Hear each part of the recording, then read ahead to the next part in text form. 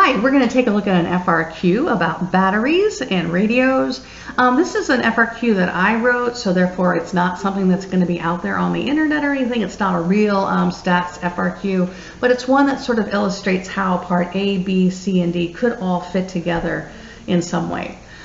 For part A, it says how long do the radios with batteries operate if they are in the top 15% of longevity?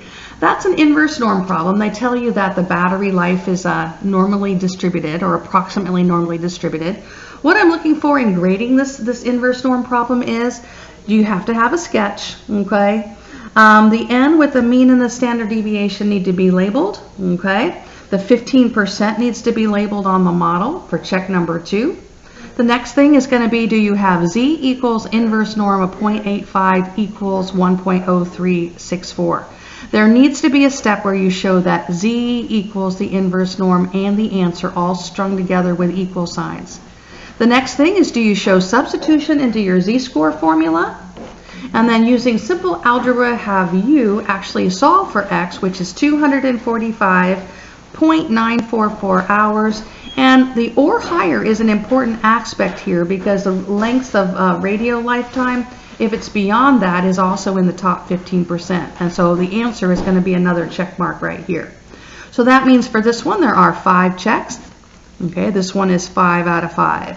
The next one, B, is a regular normal model problem. We want to see if the probability for it lasting more than 10 days with continuous use, what's that probability? So the normal model is set up again. You have to label the mean and standard deviation, remember, with the N. You have to show the proper shading, which is above 240. Remember, you have to change the units by taking the 10 days times 24 hours per day to get the 240. So make sure you've labeled the 240 and you're shading to the right-hand side. Then we have P of X is greater than 240. The Z-score is calculated, but I'm not giving a check for that. But then you need to make sure it's correct in P of Z being greater than 0.149. That is the 4th check. Normal CDF from 0.149 to 999. That is the 5th check. And the 6th check is going to be the answer. The answer, the probability of it lasting for more than 10 hours is 0.44067. Give yourself a check for that. So there are 6 checks on this one, 6 out of 6. C, what is the probability that at least 5 out of 12 successes out of a group, successes out of a group? This is a binomial problem. So there needs to be a label, binom. N has to be first and then P. But what's interesting here is that the probability that we use is going to be the probability that we calculated from part B. All right? So that means whatever B's answer is going to float down here into C to be used. That means if you mess up B, you can actually still get full credit on C if you do C correctly, even with the wrong number. So, do you have binom with N and P listed? Give yourself a check for that. Then we have P of X being greater than or equal to 5, 2nd check. Then we have 1 minus binom CDF of 12.44067, the answer from B. And then this number right here is 4, if you have that. There is check number 3, and the answer is 0.672. That is check number 4. So 4 out of 4 for this particular problem. Okay. Now for part D, I know you probably went through and did the conditions, but the AP sometimes actually checks the conditions, sometimes they don't on sampling problems. And the reason for that is that we were told already that the population is normally distributed, so that we know the sampling distribution is going to be normally distributed. We know that because of the central limit theorem.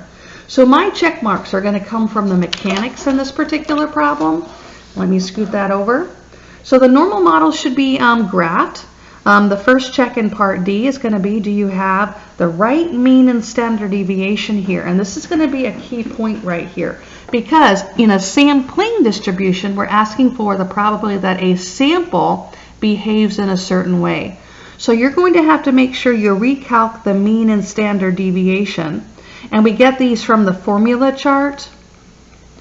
The mean for x bar is equal to mu, and the sigma of x bar is equal to sigma over the square root of n. So when you're looking up here to give yourself a check, make sure you have the mean is 239, the standard deviation is 1.368, and the n has to be there to get this particular check.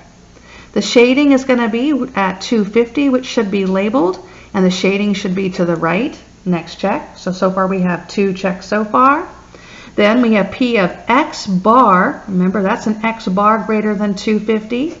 Third check. P of Z being greater than 8.043. Give a check for that. That means somewhere else your Z-score is calculated, and my Z-score is calculated underneath. I'm not going to give an additional check for that. So make sure your Z-score is 8.043, which is absolutely surprising. Normal CDF, okay. I am not going to give a check for right here, just because I want to make sure I balance out the numbers at the end, okay.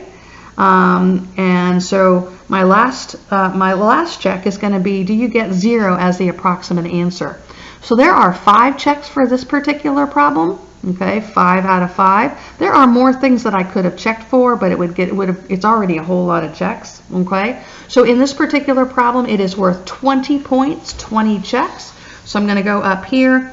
My person got 20 out of 20. Okay. Now remember, if you're not perfect, that's okay. It's really hard to be perfect on all these FRQs, but just do your best and keep going. All right. Thanks a lot. Bye.